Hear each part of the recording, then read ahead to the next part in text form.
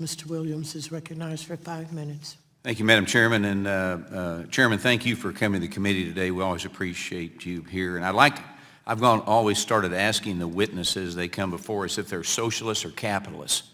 And I can adjust my questions accordingly when I hear that. But with you, I know what you are. You're a strong capitalist, and I appreciate you for that. Briefly, I'm going to touch on, as you probably remember, I'm a car dealer. I've been in the car business for 50 years, and tariffs have us really concerned right now, but beside tariffs, which you have no control over, we're concerned about interest rates. I come back from a 20%. I was in business at 20%, so I know what interest rates can do, and in my lifetime, 6%'s always been a good rate. The problem is today, balances of the cost of goods sold are very high, much higher than they were in '81 at 20%, and we're concerned about interest rates. Sometimes you can tweak the interest rate a little bit, and it could change a person's payment on a car or whatever. $50, it could put them out of the market.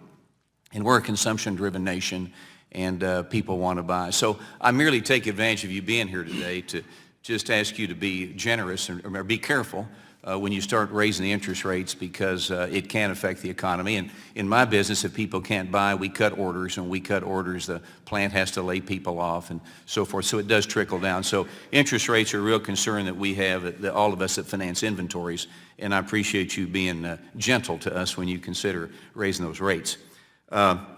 Number two, we need to reward people for going back to work. We need to get more people contributing to the economy, and we cannot have our citizens making rational economic decisions to stay on the sidelines of this booming economy because our government is paying them to do so. The Monetary Policy Report says that the labor force participation, which we've talked about today, grew by only 1/4 of a percentage point since June, even though there are 7.3 million job openings. So my question to you is, are we creating an economy that encourages people to sit in the dugout rather than get out and play the game?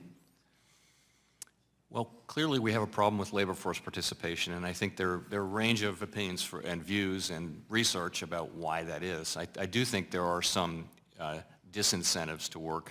For example, it's not that our benefits are that generous, but it is that in some cases you lose all of your benefits when you go back to work. And so it becomes a pay cut, in effect, even though the benefits themselves have lost value in real terms over time. So that's an important thing. I also think it's people with relatively low education and skills. It's a lot of young males. It's certainly opioids. Low labor force participation is a function of many things, but many things that I think would be able to be addressed by the kinds of things that Congress can do, as opposed to what we can do. We can run a strong labor economy, and I think we have that now, but to sustain that over time, it needs more active measures. Well, I can tell you as an employer, we're looking for people to work. There's no question about it. Yeah. Next question. It seems like some of my colleagues on this committee believe that banks bringing in more profits is a bad thing. Well, just because we can't turn a profit up here in this business, it doesn't mean that the private industry has to suffer along with us. When a bank is more profitable, there is more money to lend to small businesses like me and hire more people like we do and ultimately grow our nation's GDP. We've got a slide that keeps popping up there that says record profits for banks. Well, I personally think that's a good slide. We should show that more. So, Chairman Powell, do you believe that a sector's profitability should be used as justification for more regulation? I think it's important for businesses to be profitable. It's a good thing. And for banks, it's how you accumulate capital. It's the reward for servicing your companies, your customers well. Yeah, profit is not a dirty word, never has been. Next question. We need our economy to let the private sector continue to build wealth for individuals. And the government, people in government don't understand, the government can help create a job, but it's the private sector that creates net worth. And the Tax Cuts and Jobs Act took a big step in allowing businesses to keep more of their hard-earned money and invest it in how they see fit.